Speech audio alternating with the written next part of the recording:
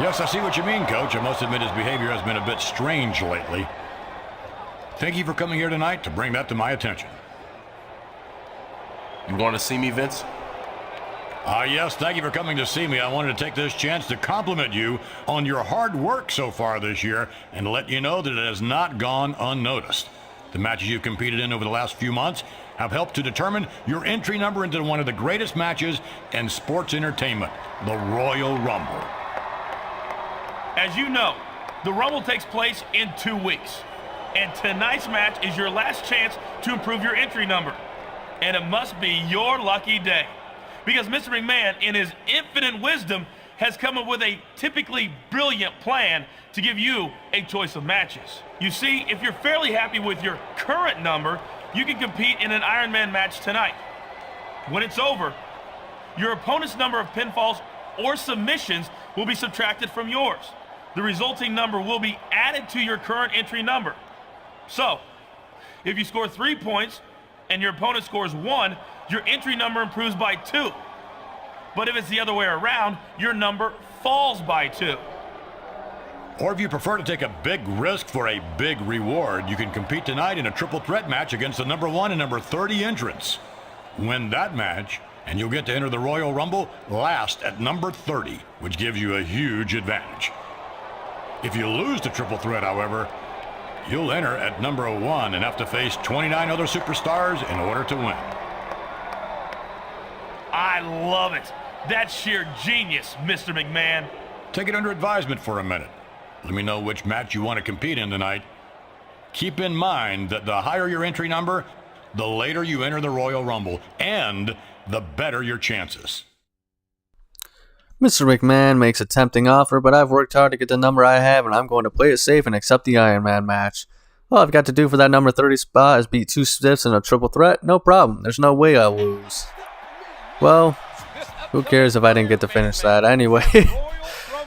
Yeah, we're going to go for the Iron Man match this time. But welcome back with Beano Mac, where today we're going to continue our playthrough of WWE Smackdown vs. Raw 2006 on the Raw season mode, playing as the franchise WWE John Cena.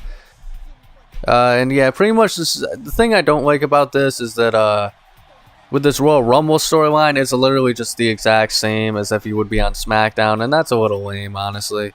Like, it would have been cool if, like, on Raw or something, maybe, instead of doing the Royal Rumble or whatever, you would have something along the lines of maybe you would go for the belt at the Royal Rumble pay-per-view. I think that'd be cool, or, you know, vice versa.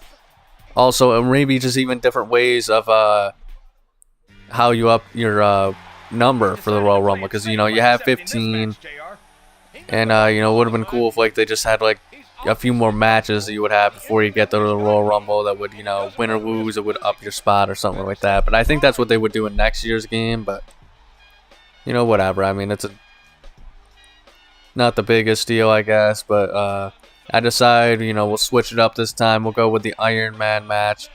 And this choice doesn't actually affect the story at all, to my knowledge. But, yeah, I mean, here we go again. Yet another Iron Man match. We got Iron Man himself. We're going to be stepping in the ring with Mr. Shelton Benjamin.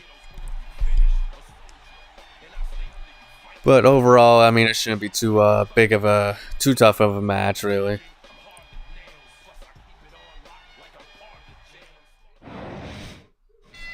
Alright, let's see here. I get to pick this time. I haven't been doing very well at these tests of strength, so, but I haven't lost a stare down, and I guess I never will. I gotta say though, the story mode has like it gives you the right amount of matches, single matches in my opinion, to where you can have these pre-match mini games, because I was worried these things would kind of get too old and I would just turn them off, but I mean that has not been the case, and I'm glad to say so, because it's a cool little novelty they added in these games. Although I will say this, I think in the original SmackDown vs. Raw, I remember they had like the chopping mini game and like the corner and stuff like that. Oof. That stuff was annoying. I think they kind of replaced the chopping mini game with the fulfill your fantasy match, the spank mechanic. Like, oh, Who even thinks of this stuff, man? I mean, come on. Spanking. No, I mean, if I was able to play a Sky Too Hottie, you know, and spank him in the Fulfill Your Fantasy, then maybe we might have something, you know, a little different there, you know? Then my fantasies would be quenched. This match has the potential to be an instant classic, and I think these fans are too stupid to realize it. How can you say that, King? It's a weird kind of move, in my opinion. It's like a weird stunner. Well, I heard that we gave him an IQ test. I also had to swap out that freaking choke thing that John Cena has for that DDT. Because that's always how I associated with it. Was, John Cena had that DDT. I know like guys like The Undertaker and Kane have it as well. But I mean, that DDT animation was the best back around this time. This brings back some bad memories. I can understand why, King. Still not good at submissions though, as you can see, unfortunately. But Shelton Benjamin, he was definitely someone, you know, like I mentioned it before, there's a lot of mid-cards that were screwed around this time. Shelton Benjamin, MVP, Mr. Kennedy, Carlito, Muhammad Hassan. A lot of mid-carders that could have been something in this business. You could even, I kind of always associate him with the PG era, even though he kind of came out around this time. But John Morrison, or Johnny Nitro if you want to call him that. Wow, I already got a pinfall. That's crazy. And I don't know. They always said the excuse of like, you know, yeah, we give these guys, you know, the opportunity, and they just kind of like they're afraid of success because they don't really live up to how good they could have been. Like, horse shit, man. Mr. Kennedy, his match against Batista at Great American Bash, fantastic. I loved his match against The Undertaker at Armageddon 2006. You know, that was fantastic. I'd love to see him go at it again and again. Him winning Money in the Bank, I mean, that just felt, that was deserved at that point, I feel like. I don't know where he thinks he's going. This could be a mistake. But I mean, honestly, we unfortunately know that when it came to injury, you know, he would have been, there's no way he would have lost if he cashed in. Not at that time. I don't think it was until like the PG era where they had the two Money in the Bank briefcases a year where they kind of felt comfortable with having someone not win the Money in the Bank. And I don't know, you have to do that like for the credibility of the thing, I feel like. So that way it doesn't seem like, okay, every single time is a guarantee, and to build back up the suspense, is this guy going to be able to do it? But at the same time, they always did it with the worst people who didn't end up winning, you know, like Damien Sandow, and they always did it in the worst way possible and stuff like that. And, I mean, they never did it in a way where it makes sense, you know. Like when John Cena lost his match when he cashed in because he did it in advance. I mean, yeah, it was DQ and stuff like that, but like even if he just lost clean to CM Punk, I don't think anybody would ever complain about that because it was like, you know, Cena, he was the good guy, you know. It was interesting, you know, that he was the one who cashed in and gave the guy a week in advance, you know, CM Punk for his title match. But I mean, that's like the type of thing where it's like, okay, you cash in and it makes sense why you fail. But, you know, you have somebody like freaking, you know, you have freaking Damien Sandow, and he's jumping Cena, and all of a sudden Cena just perks up and after the cash in and makes him look like a chump, and he was never the same after that. So there's another waste of talent. Damien Sandow, that guy was fucking hilarious and awesome when he first came out.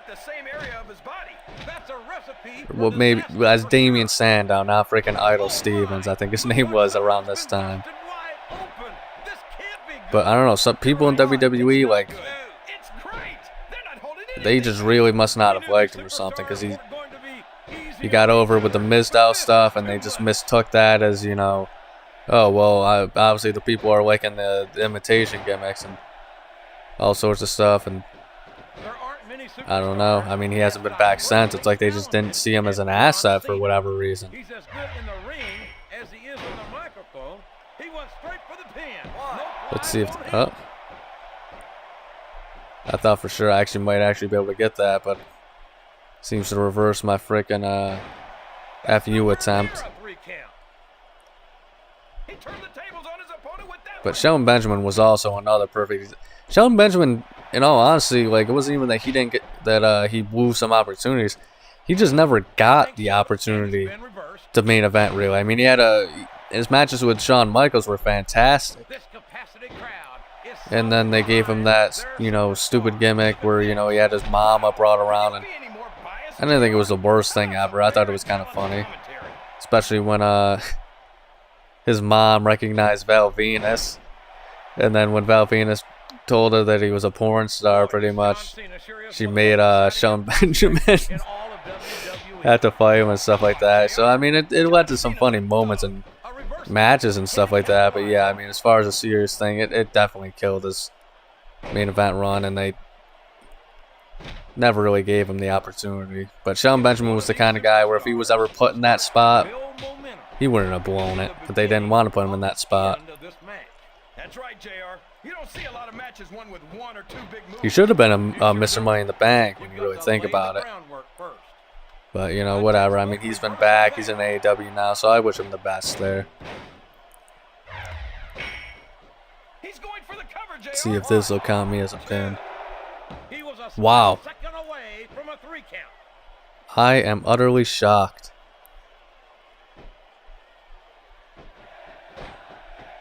So right now I should be 17. I believe that's how it works. I actually kind of want to get a lot more pins here, but because I did it just for the sake of difference, you know. Because I'm just thinking it would have been different people. I would have fought in the triple threat. Like I think maybe Shawn Michaels and like some other lower mid cutter on Raw or whatever. But you know, I kind of wanted to just. I probably realistically should have just gone for the easy way out here. Come on, please. I mean, I can kind of break it even, but I still can't freaking finish it, man. You're not going to get him with that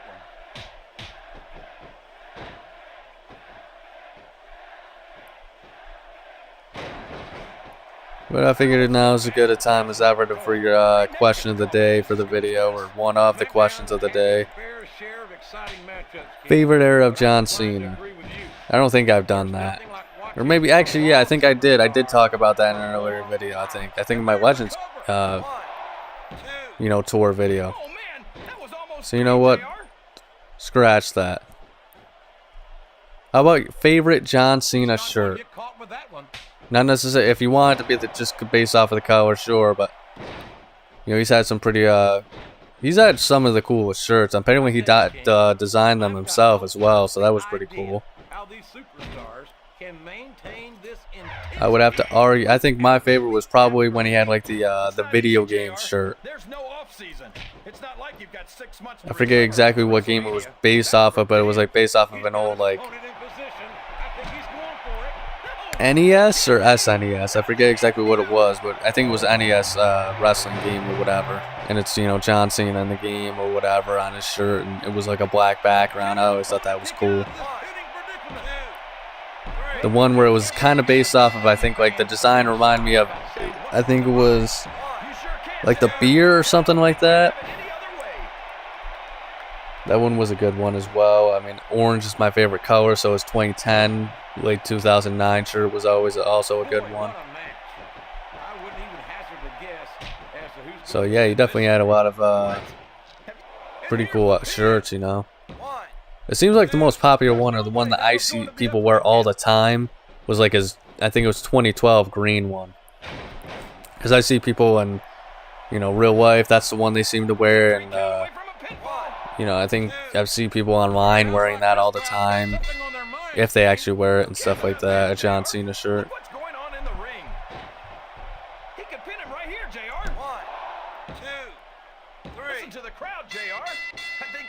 Did you guys ever hear the story about when John Cena shit his pants in the ring?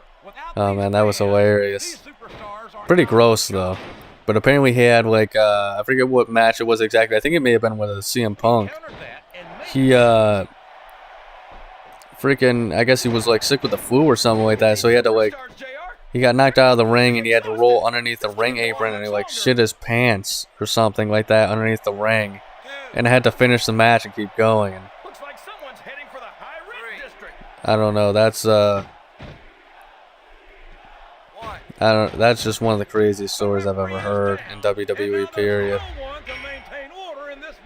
a lot of people say this is kind of one of the reasons why, because a lot of people don't like John Cena for what he did to Alex Riley, and we're never gonna get his side of the story because he's not gonna like say anything like that. But I could kind of believe it. You know, I don't know exactly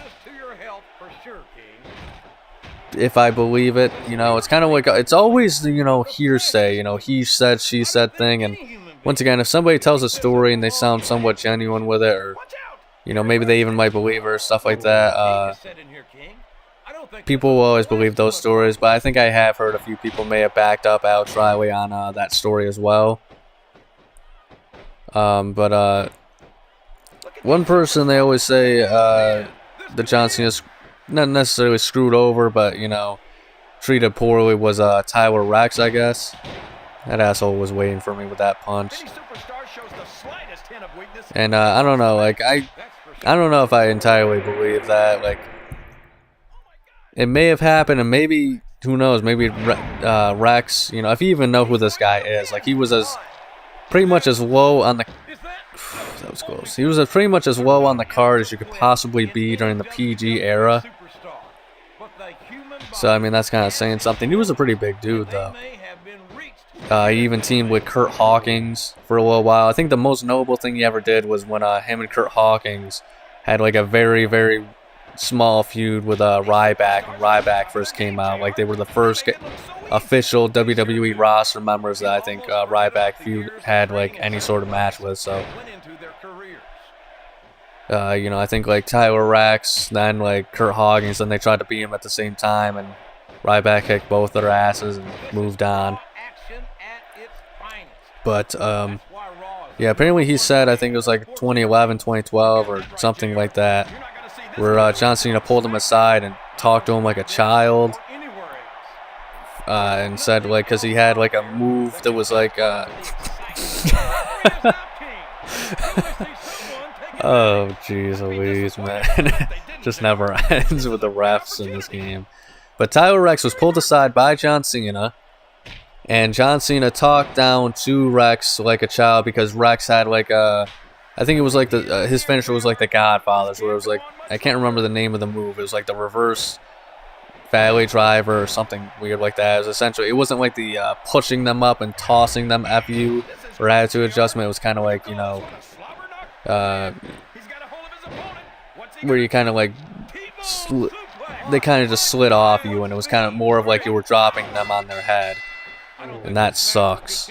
I just lost. Or well, I didn't lose, but I just lost a slot. But overall, yeah, I mean, like, that's apparently what happened. And at the same time, maybe that is how John Cena was, but at the same time, like, that's the only time yes, it was just between those two, and it was hearsay and this or that, but you never heard anybody else say anything like that, John Cena talked down to somebody like that. And, I don't know, I just think, like, what, I don't know, like, I hate to, I wouldn't say, like, has anything to do with the guy's position on the card or anything like that, but, like, that's the only time I've ever heard anything like that. And from all accounts, you hear, like, John Cena's a pretty great guy and all that sort of stuff, so I don't know if, like, that's just kind of like one story, but people love to believe that too, and I think a big part of why people want to do it is because it fits their narrative of, oh, see, he isn't as nice a guy as, everybody always says he is, and all this other stuff. And it could have just been, Tyler Rex took it the wrong way. I mean, at the same time, like, yeah, I mean, he did pull him aside, and that's going to be, going man to man in my mind. Like, you're to put somebody to the side and talk to him and this or that. Maybe Mr. Rex didn't feel that way. I don't know. But maybe he just didn't like the fact that he was told not to do it. Maybe it was something Cena actually did say that. But I just hate, we don't know. I hate the idea that people just accept these things as, absolute fact just because somebody said it. There we go. We should have went up at least, 5 slots. So I think I should be like number 20 or something like that. But we still got that Battle Royal match that we got to do as well with the 6-man. So hopefully this time I actually win. And And we got Eugene just after that whole storyline with the tag team stuff. I don't know. What do you guys think? Do you believe Tyler Rex on that thing? If so, why do you think that is? No. No. No. Why? Shelton Benjamin, he got his revenge here, folks. But, like I said the last time when I lost the Battle Royal, that's usually a good sign, because if they don't win on the show before the pay-per-view, that means we're winning at the Royal Rumble.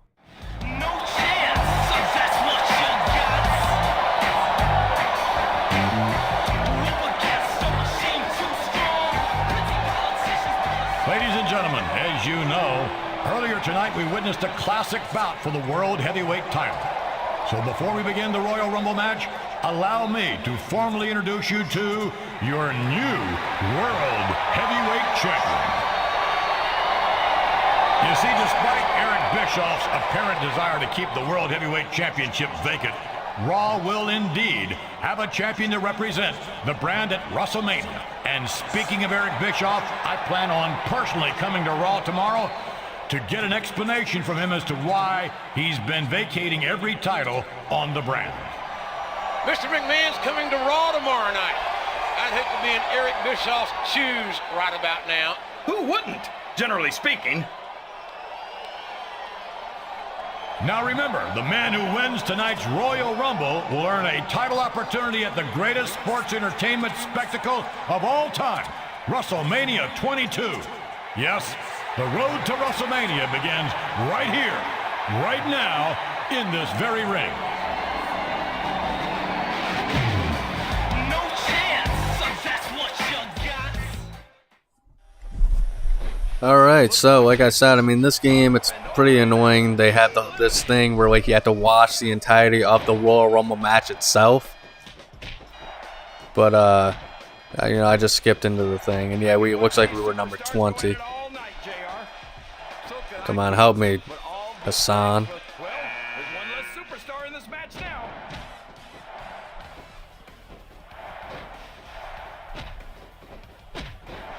I gotta say, that, Sylvain Grenier, or I don't know how you pronounce it, I always forget. Jeez, come on, you couldn't help me, Hassan. But, the La Resistance attire back at this time, that was one of the more aesthetically pleasing attires I've ever actually seen on like a, you know, like a random mid-card kind of wrestler. I mean, look at that, the gold, the white, the dark blue. That is perfection. Alright. Actually, when I remember as a kid, I actually kind of used to like Rob Conway. I don't know, I was just charmed by his entrance music that everybody says is like the worst entrance theme of all time. I thought it was hilarious. Especially when you just see Rob Conway walking out and stuff like that. You know, and the guy, I think people said like it sounds like, I probably got this wrong, so I'm not good with celebrities, but like it sounds like Andy Dick is singing it or something like that. Or no, they say it was like sounds like a freaking Disney villain song.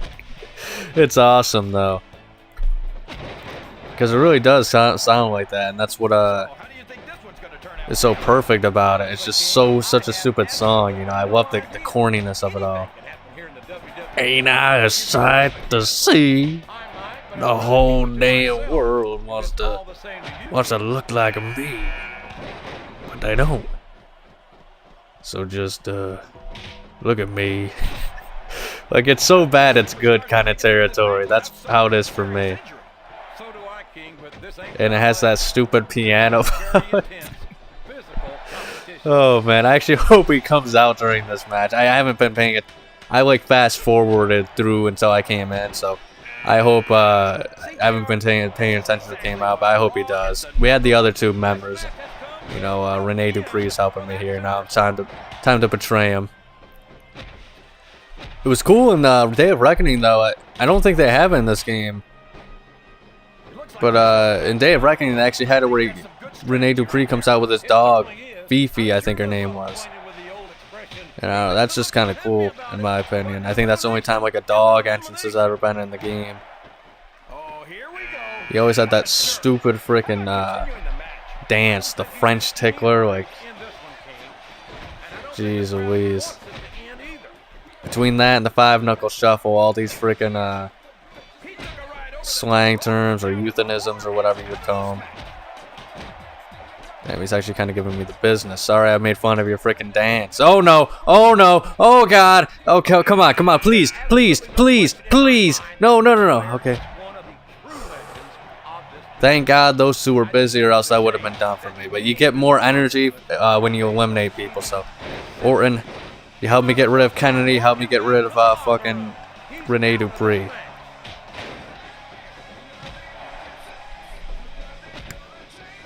This is also one of my favorite appearances of Randy Orton as well in the WWE game. That, like, he has the same outfit in the original Day of Reckoning 1, so that's it's clearly they just ported it over. But man, I mean, that's just, that color is so aesthetically pleasing. It sucks that we didn't get more Randy Orton, like, different colored tights. But obviously, you know, eventually he would kind of just switch to the black and changing the accent colors. Alright, we need to get a finisher so that way we can assure ourselves of staying in. So it looks like RVD was like number 30, I'm guessing.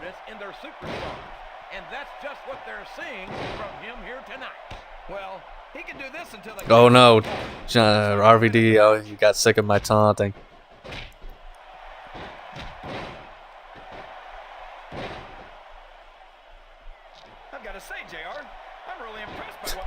John Cena's taunts are so freaking goofy too. Alright, come on, we just need one more. What? Come on. Alright.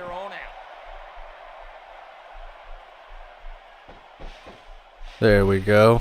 Now we can assure that he's getting out. Sometimes even with like a partner, I'm not able to actually get the freaking dude out. Depends on how much their meters already drained. But me, I can't save myself to save my life with like a 2-man thing. I think I've done it once in my entire lifetime, like in like 2009 or something like that. It was that game specifically. And that's why we needed a finisher. Come on, this is ridiculous. No. Oh, that was luck. But like it gets my timing off, because when they want to throw you, they'll get you in the grapple, and then they always wait like a few extra seconds. So like I'm not very good at timing the freaking reversals for the Irish Whip during the grapple states. What? Oh, I think in the Royal Rumble they don't have the freaking clean or dirty stats in this, so I don't think I can get a quick finisher. But in all fairness, that would be broken. Yeah, see, it doesn't work. It would be too broken, I guess. Which, I mean, it already is in regular matches. I mean, you guys have seen me cheese. Boy, this John Cena sure is one of the most exciting young prospects in all of Oh yeah, 5-knuckle shuffle right in the middle of the Royal Rumble.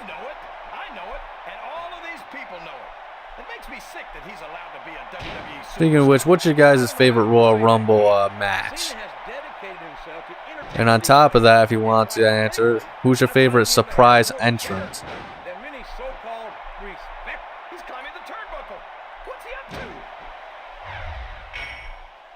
I don't know. I'm kind of a bbig fan of. I thought the 2010 Royal Rumble was pretty good because they had quite a few stories going on in that.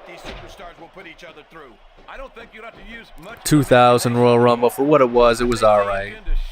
I wouldn't say it was my favorite. It was better than the year before in 1999. 98 was also pretty good. But, you know, because they had the 3 faces of Mick Foley and honestly the bounty on Stone Cold. That was pretty awesome. But as you can see, we have won the Royal Rumble. Nothing to worry about. I told you guys, you lose the Battle Royal the night before. Then when it comes to the Royal Rumble, you're guaranteed to win. I actually have no idea what the storyline would be if I didn't win the Royal Rumble. Maybe I should have actually just lost so that way we could have a see what the storyline would be. But with that said, guys, you know, it looks like this is pretty much the end of the video. So thank you so much for watching. If you enjoyed, make sure to like and subscribe. Check out next week's episode on Wrestling Wednesday. But above all else, please remember to have a nice day.